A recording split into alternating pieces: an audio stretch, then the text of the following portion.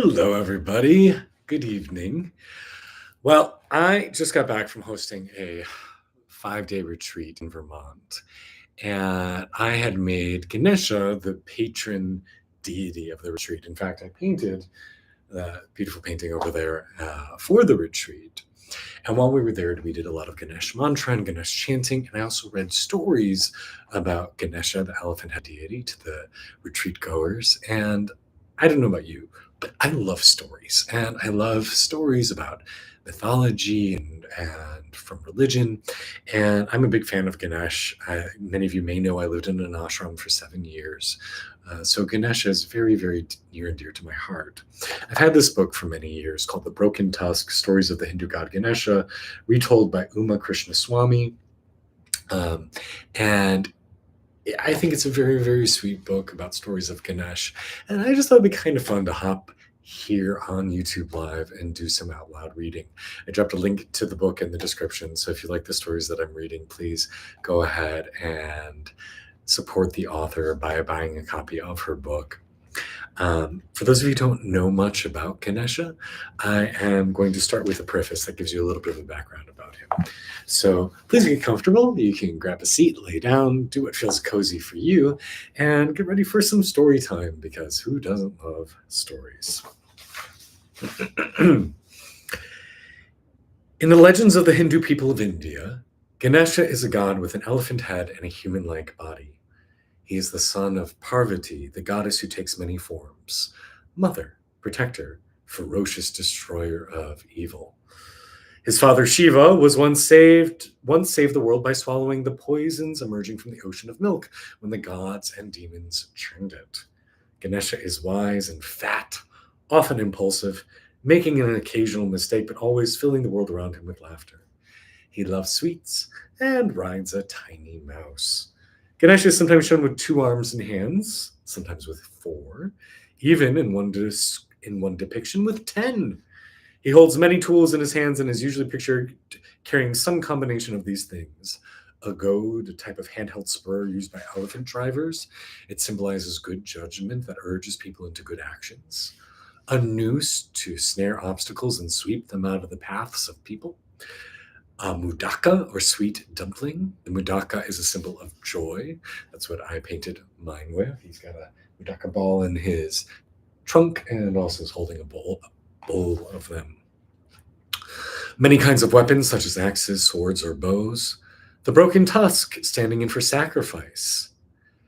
A variety of fruit, including mangoes, pomegranates, representing prosperity and plentiful harvest. Tucked into the curl of Ganesha's trunk is a pot of water from the river Ganges, or Ganga, which is sacred to Hindus and symbolizes purity. He is associated with the sound Om, and in fact, the Om symbol actually looks a little bit like an elephant head and trunk.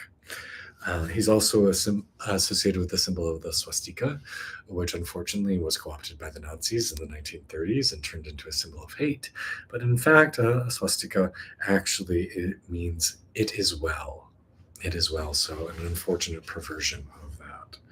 I've also heard people say that in its traditional orientation, it symbolizes a wheel of life, but the Nazis flipped it in the opposite direction, making it a wheel of death.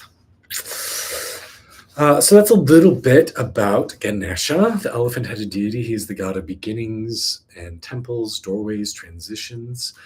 Why don't we start off with his origin story? So, how Ganesha got his elephant head. Hope you all are enjoying this. I'm having fun reading to you all. On the mountain called Kailasa, among swirling mists and deep dark shadows, lived the great god Shiva. He loved the snowy peaks all around his home and the giant ice caves that yawned on their frosty slopes. Sometimes, after a long and tiring hunt, he would spend hours sitting cross-legged in the snow, lost in his deepest thoughts. Sometimes the hours stretched into days. One such day, when Shiva was away, his wife Parvati grew tired of being alone in their mountain hut. "I wish I had someone here to keep me company," she said out loud. "Company, nee," came an echo from the mountains. "I know," said Parvati. "I'll make a doll out of clay." Parvati got busy. She scraped clay from the earth. She wet it. She molded it. She shaped it with care. She made the figure of a child, a plump little boy with a laughing face. His eyes seemed to look right into her own. You could almost be alive, exclaimed Parvati. Wait, perhaps I will make you live, little one. Then Parvati inhaled and gently, gently blew the breath of life into the clay doll. The doll was at once transformed into a child with raven hair and dimpled cheeks and shining eyes. He stretched sleepily and smiled at her. I have no child, said Parvati to the laughing boy. Be my child, small one, and I will love you. The little boy was playful and strong. When he danced in the forest, the animals danced with him. He called Parvati Amma, which means mother. When she saw his glowing smile, her own face beamed with happiness. Days went by. Shiva had not come back. One morning, Parvati said to her child, I'm going to take a bath. Stand guard at the door, child. I don't want to be disturbed. Don't let anyone in. The little boy picked up a spear and stood at the door, ready to stop all who might dare enter. He pursed his lips. He knitted his brows. He made his face as fierce as it could look. Suddenly, Shiva rushed in, draped in tiger skin, the cold, thin crescent moon tucked into his tumbled hair. An icy cold draft of air rushed in with him, and the fire warming the little hut sizzled and died. Shiva tried to brush past the boy, but the child still gripped his spear tightly, even though the stern god's presence filled him with fear, and the sudden cold made his breath hang like mist in front of his face. You can't go in, said the boy. I won't let you. My mother said I mustn't let anyone in. Shiva laughed. Your mother? Who are you? How dare you talk to me like that? Let me in, little monkey. I want to talk to my wife. The boy pointed his spear at Shiva. No, he said. Not until my Amma is done with her bath. Now, Shiva has a terrible temper, and this stubborn child made him angry. His rage erupted. It was so fierce that the day grew dark, and giant gray clouds tore across the face of the sun. Shiva lost all reason. He lifted his hunter axe high over his head, and with one swift blow he chopped off the little boy's head. What's all this noise about? Cried Parvati, rushing out. Then she gave a scream of horror. Oh, you have killed my son! Your son? Said Shiva. You have no son. But Parvati wept. I had a son and you killed him. Through her tears, she told her husband the story of the child's creation. Then Shiva's hot temper cooled. Oh, my wife, he lamented. What a dark and terrible thing I have done. Go now, said Parvati to Shiva, and find the head. If you fetch it quickly and fix it back on my son's body, he may yet live. Shiva began to search for the head, but his blow had been so mighty that the boy's head had been thrown into the air. Flying like the swiftest arrow, it had landed deep in the forest. Hunt as he might, Shiva could not find it. Tired and sad, he sat on a fallen tree trunk with his head in his hands. An elephant passing by saw Shiva and asked him, Oh, king of the dance, why are you so sad? I have done a dreadful thing, said Shiva. Anger filled my heart and I killed a small and innocent child. I cut off his head and now it is lost. The elephant said, Lord of the world, my years are many and I am ready for my next life. Take my head and use it to make the child live again. The elephant bent his old knees and touched his head to the ground at Shiva's feet, saying, Cut it off quickly, I am not afraid of pain. I should be honored to have you send me to my new life. Shiva said to the elephant, Wise one, thank you. May you be blessed. You need not be born in a new life, as all who live must. I set your spirit free, so you may join the devas, the gods. Golden light flashed, and fragrant flowers bloomed as the soul of the elephant flew to the home of the devas. With the elephant's head in his arms, Shiva raced back to home. He touched the head to the child's dead body. Parvati laid her healing hand upon the child, and just as he had done when she first breathed life into him, the boy awoke. He stretched sleepily and smiled at her. Parvati hugged her child and wept with joy. "Oh, small one," said Shiva, "my heart has wept for you, and now I am glad. Because you were so brave a guard, I will make you the leader of the Ganas, my followers, and your name shall be Ganesha. Your new head will make you wise as you are strong and brave. From now on, people will receive your blessing before they start new tasks and will have good luck. You shall remove obstacles from the paths of the people, and they will call you by many names." And that is how Ganesha got his elephant head. He has many names, 108 in all. One of them is Gajamukha, elephant face. Many temples in India, in honor of the old elephant sacrifice, keep elephants as respected guests. Temple elephants are cared for lovingly and fed sweet rice and sugarcane. On holy days, they lead colorful processions through the towns and villages. All right, so that is the story of how Ganesha got his elephant head. Thank you all for being here in the live chat. Hello, Fabio, Gurjasat, Richard, Ernest, David, Aaron, Trevor, Joichi, David. So glad to have you here. Rob, welcome. I first heard that story many years ago. And when we were on the retreat, I was playing Embassy Yogi's song version of that. So if you aren't familiar with him, check it out. This book came out in 2006. I think that album came out in 2008, Elephant Power by MC Yogi. It's fun. It definitely shows what era I started to get interested in these kind of stories. Yeah, worth checking out. Hope you all enjoyed that one. We're going to do a story next about how Ganesha ended up with just one tusk. You'll notice in my painting he's got one full tusk and one broken tusk. In ancient times there lived a sage, a wise and gifted poet whose name was Vyasa. One day a great and beautiful story came into his mind. "I must recite it soon," he said, his fingers counting prayer beads made from the seeds of the holy Rudraksha tree. "I feel it in my heart. I know that the verses will flow from my lips like nectar from a flower." But there was only one problem. "I have no scribe to write this story down," said Vyasa. "The words and rhythms tremble on my tongue. If I stop to write them, the rest of the story might die inside me, and that would be a terrible thing. I must find someone who can write it down as fast as I recite it, so the people who live long years from now can know this story." Vyasa prayed to Brahma, the great god who created all things. Vyasa spent long hours in prayer.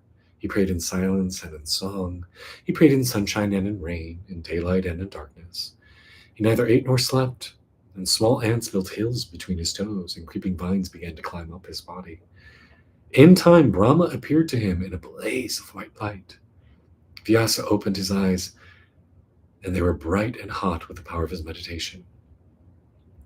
"Lord Brahma," said Vyasa, "I hold in my heart a story of great truth and wisdom, but I have no one to write it for me, and for all the people throughout all time." The unsung story seemed to hover in the air like shimmering heat waves that dance above the rocks at summer's height. Brahma himself trembled as he felt its strength. "Ask Ganesha, the elephant-faced one," said Brahma. "He can make all obstacles disappear. He will surely help you." And Brahma vanished into a blaze of light. Again Vyasa prayed, this time to Ganesha. In a while, Ganesha appeared before him.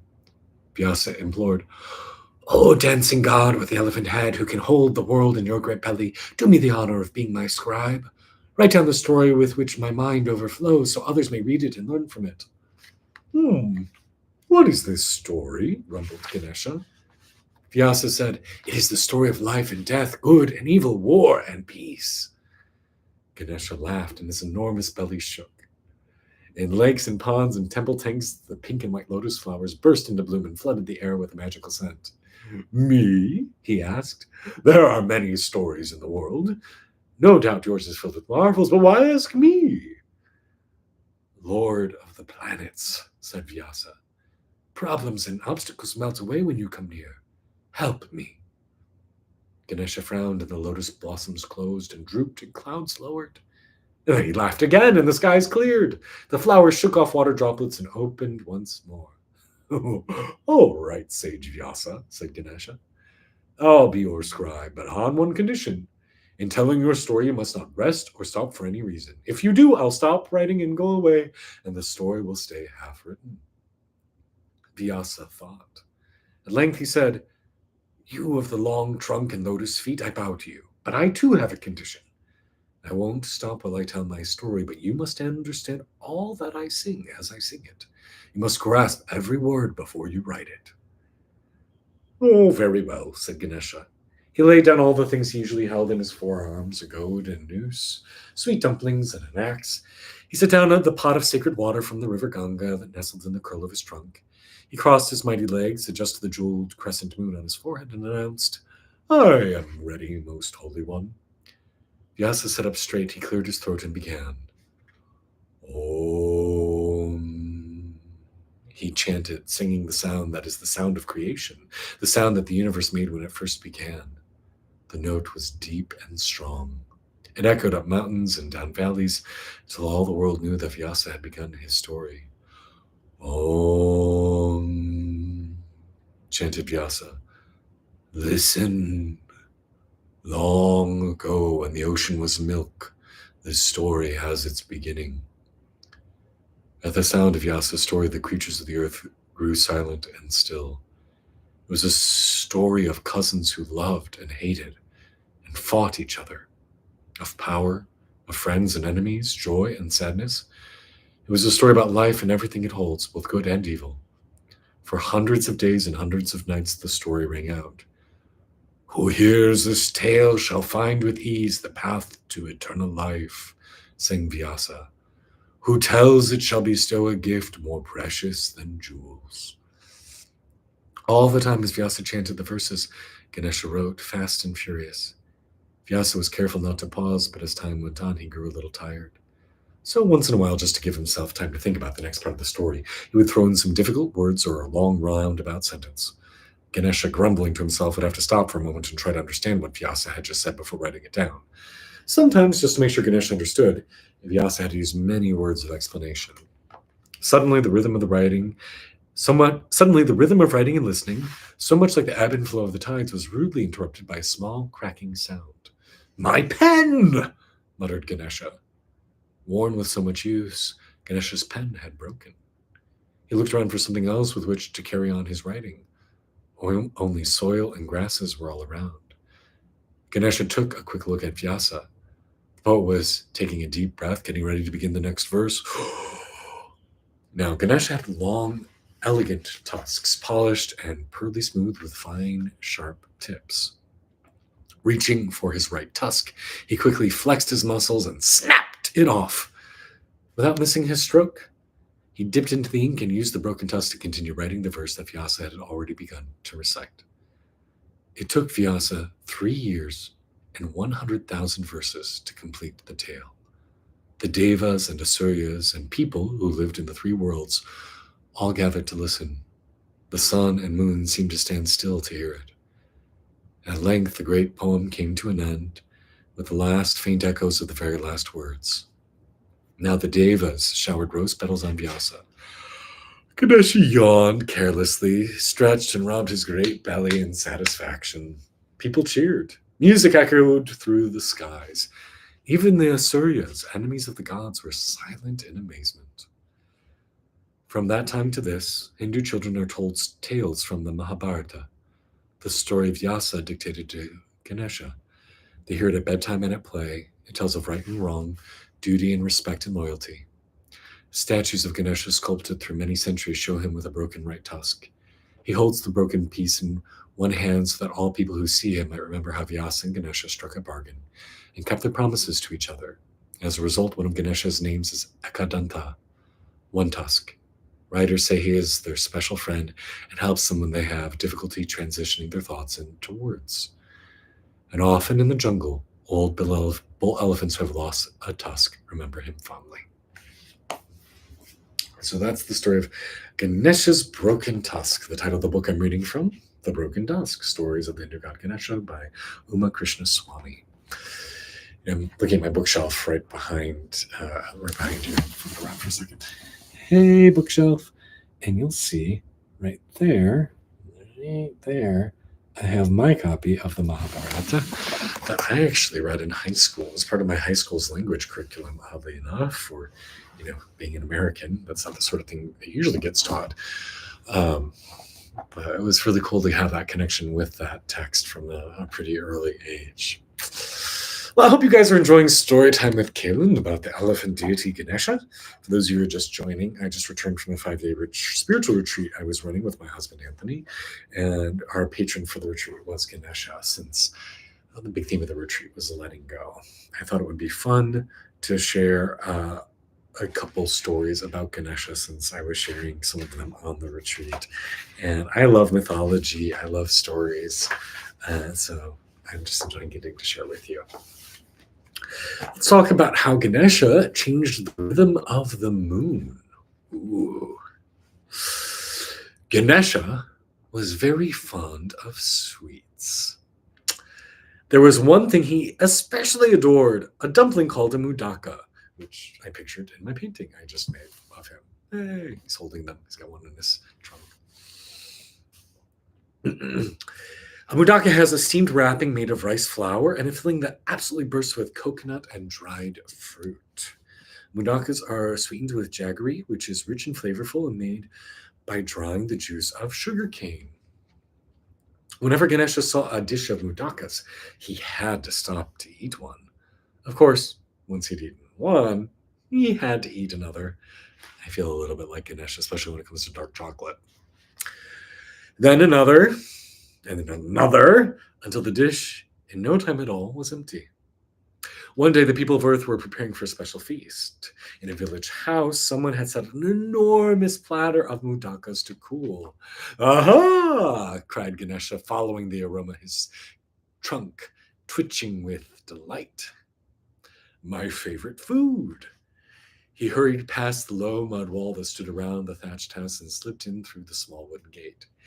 He set down the goad and noose held in two of his hands and unclasped the other two and began to help himself. Soon even his tremendous belly was filled. Ganesha looked at the platter. There are still some left, he remarked in surprise. He picked up the last few mudakas and stuffed them in his mouth.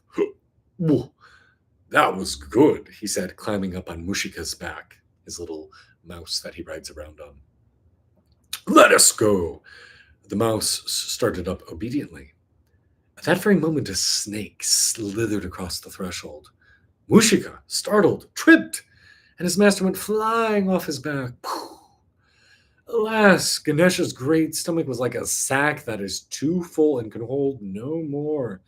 When his body hit the ground, his stomach burst, spilling mudakas in every direction. Oh, master, forgive me, said the mouse. You are hurt. Shh, said Ganesha, reaching out for all the spilled mudakas and hurriedly trying to put them back in his stomach. No one saw this happen. Looking around for something to hold his belly together, he saw the snake still in the doorway. Oh, the very thing, said Ganesha. He picked up the snake and tied it around his waist like a belt to hold the mudakas and keep his belly closed. Just then, a loud chuckle broke the quiet. Chandra, the moon, had appeared in the sky in his silver robes with the 27 stars who were his wives.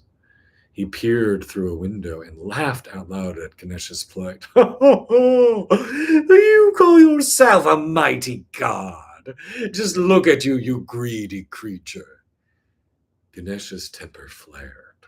He took the broken tusk that he often carried in one hand and flung it at the moon. Go away, he called. All of a sudden it was dark.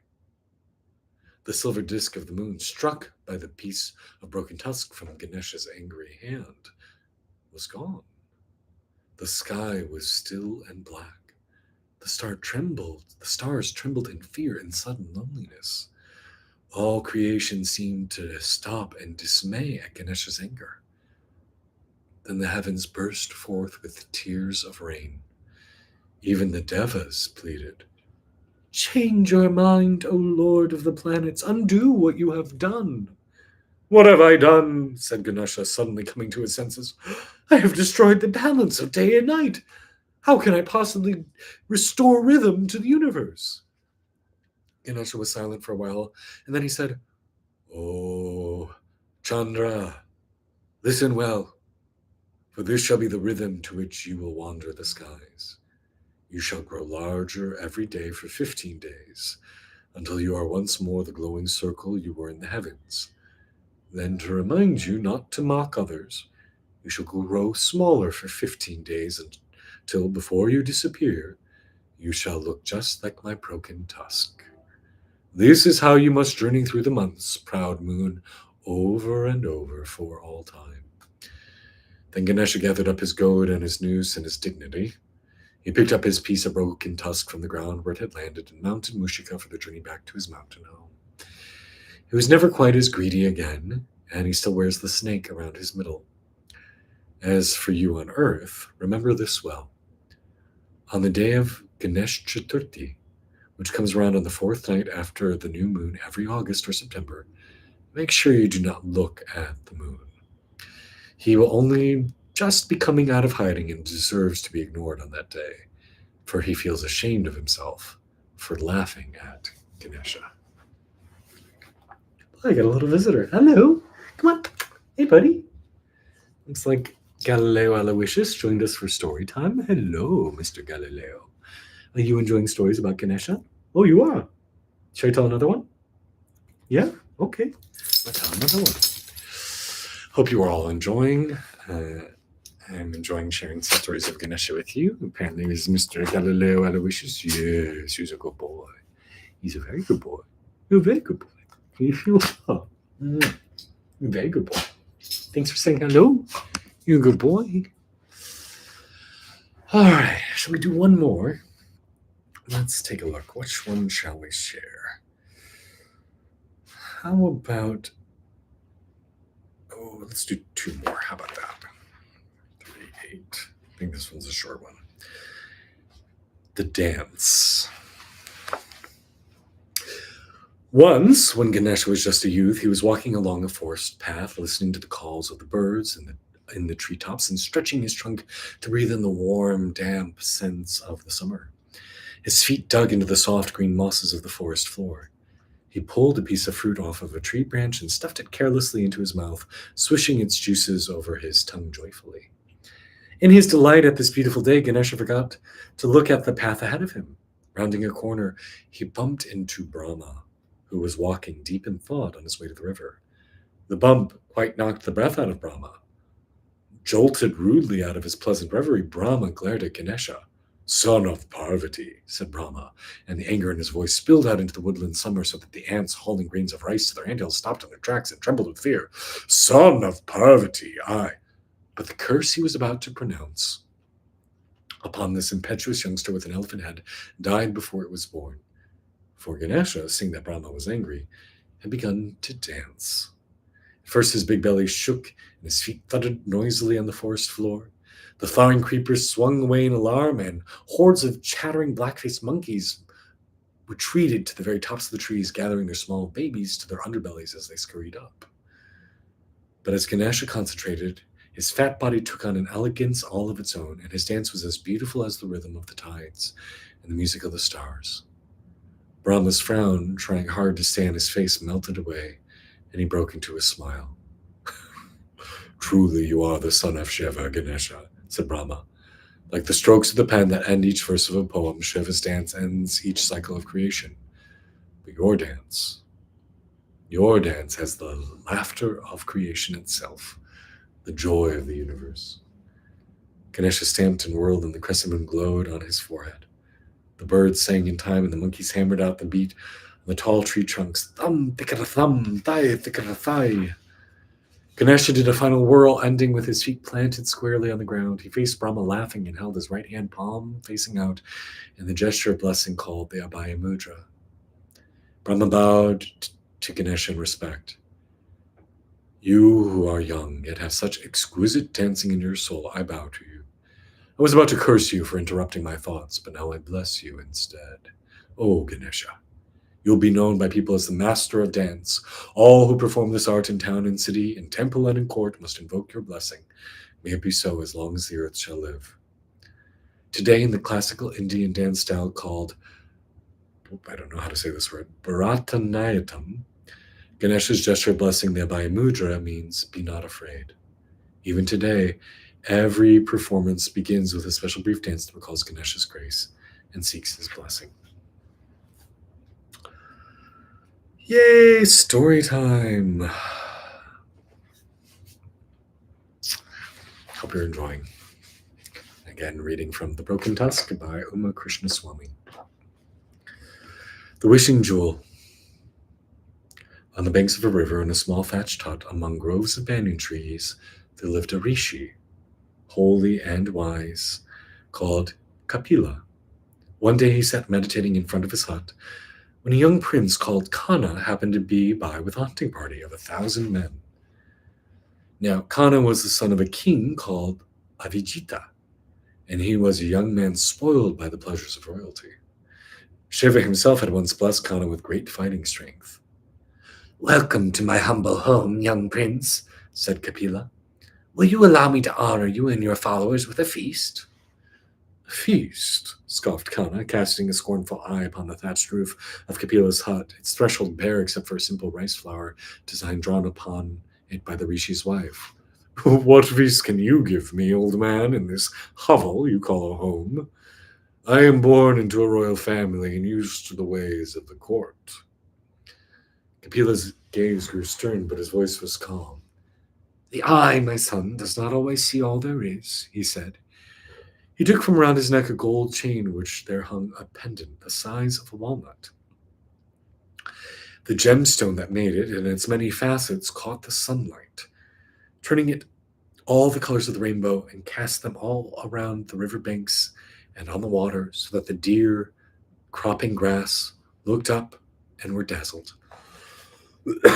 Kapila held the gem in his hands, closed his eyes, and prayed. Cries of astonishment rose from Kana and his men. The delicious aroma of a banquet filled the small clearing in front of the rishi's hut. Banana leaves appeared in rows upon the ground, heaped with generous portions of rice, lentils, fresh fruit, and vegetables. There was a small leaf cups of yogurt and sweets and coconut milk. Kana and his followers ate their fill. They murmured their appreciation. They thanked Kapila, but all the while Kana's eyes followed the magic pendant. Soon it was time for them all to leave. Still, Kana's eyes drank in the silvery darting lights of the gemstone. As he got on his horse, Kana said to Kapila, "Old man, give me that jewel. I can put it to better use than you." "Prince," said Kapila, his voice hard and cool as a river rock, "take your leave. This jewel, the Chintamani, is a gift to me from the god Indra, whom I once helped. It has great powers, for it can bring to reality its owner's every wish. It is not yours for the asking." Kana's men bowed to Kapila and turned their horses around to leave. But Kana reached down and jerked the pendant off of Kapila's neck, whipping his horse away in a cloud of dust, and was gone.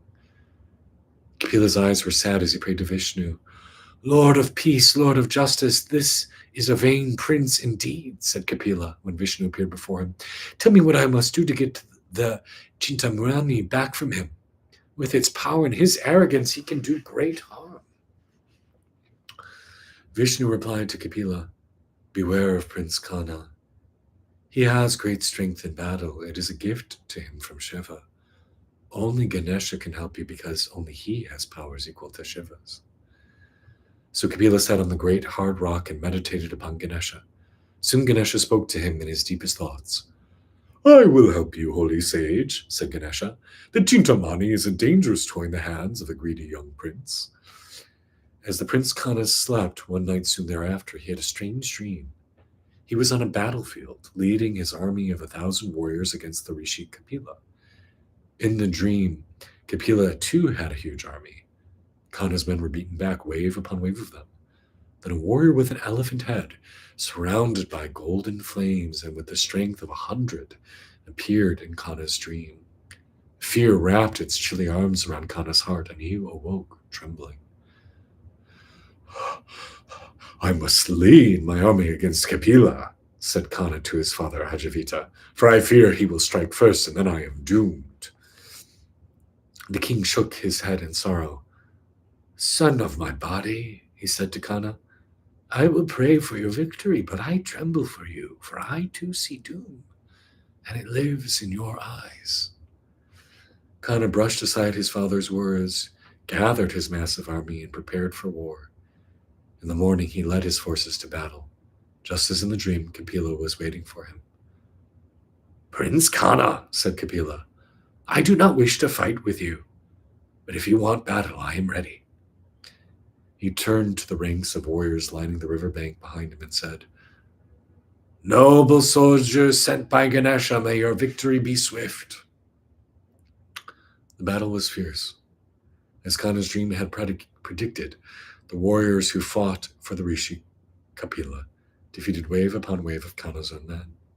Finally, Kana's generals came to him and said, Prince, you have no choice. We cannot win against this divine army. Take our advice. Surrender. Kana set his jaw and threw his head back and laughed, a hoarse and desperate laugh. I'd rather die, he said, jumping down from his chariot, gripping his golden bow and advancing towards Kapila. Suddenly there was a clap of thunder, and a giant fireball whipped out of the heavens. It swirled and licked its way down. It stopped in front of Kana, scorching his robes and sending beads of sweat down his cheeks. In the middle of the flames was Ganesha. Kana shot a stream of arrows at Ganesha, but Ganesha swept his noose through the air, and the arrows fell to the ground in a heap. Kana roared with rage. You pot-bellied creature! How dare you oppose me? He reached for the Chintamani, which hung on a golden chain around his neck. He held it in both hands and shouted, Oh, jewel of my dreams and wishes, grant me. Ganesha's axe flew through the air and felled Kana to the ground, so that his spirit left his body before his wish ever left his lips. A great wail of grief tore through the air as the noble king Ajivita ran to his son and knelt by his body weeping. You grew into a man filled with vanity and greed. But Kana, oh Kana, you were once my child. Ganesha laid a hand upon the old king's head, bowed so low and heavy with sorrow.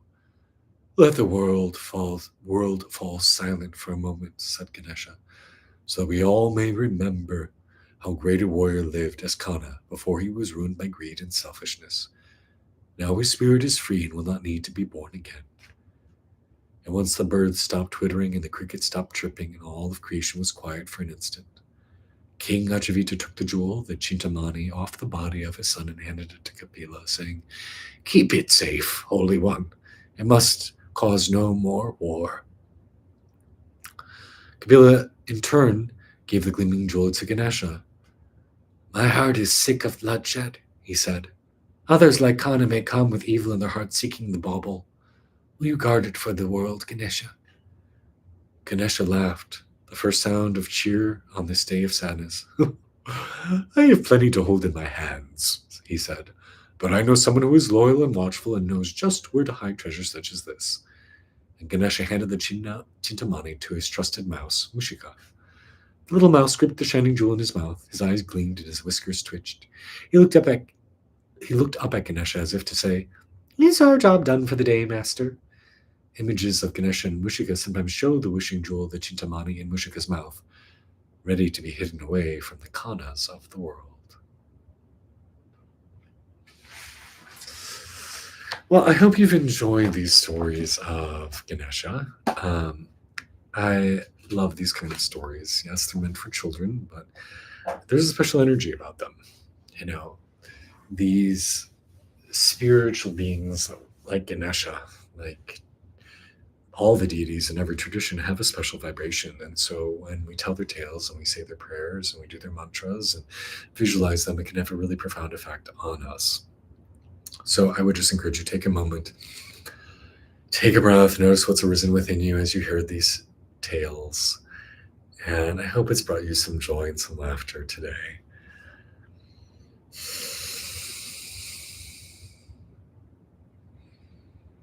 I hope you find peace in your heart, joy in your life, and may you be blessed and well.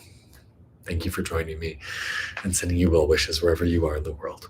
And thank you to everyone who's been leaving comments as I've been reading. Scott, Aaron, Mujano, David, Jose, Joishi, Tony, Joe, Vitor, Palma, Claudio, Loic, Rob, all you guys, sending you love and blessings. Thank you all for being here. Have a wonderful rest of your day.